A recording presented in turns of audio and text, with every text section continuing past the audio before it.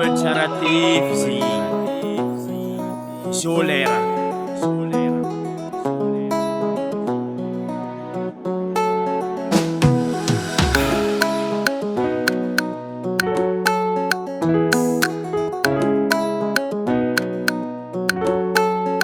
Fitiavakanao tegna izy fitiavakanao tsisy asolo zaho efa love love aminao zaho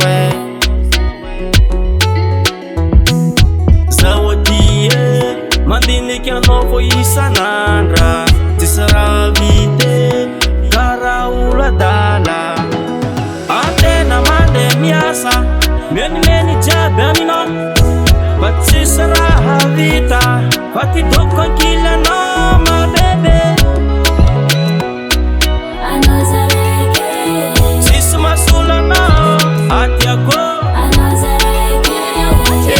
love zao mabebe kole kole vadiko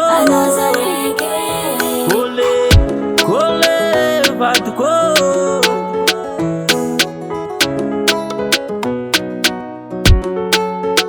fitiavakanao tegna izy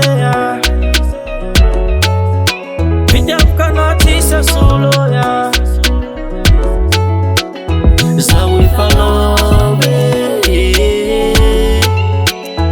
love aminao zaho zalagna fa marary ny foko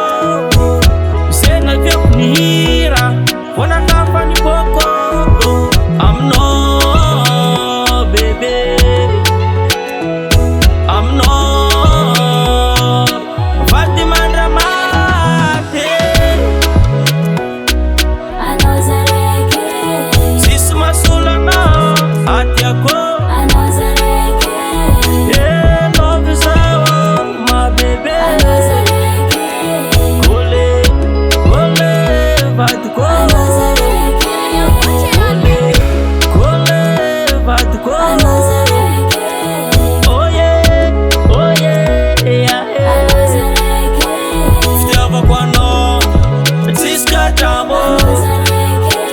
naza normal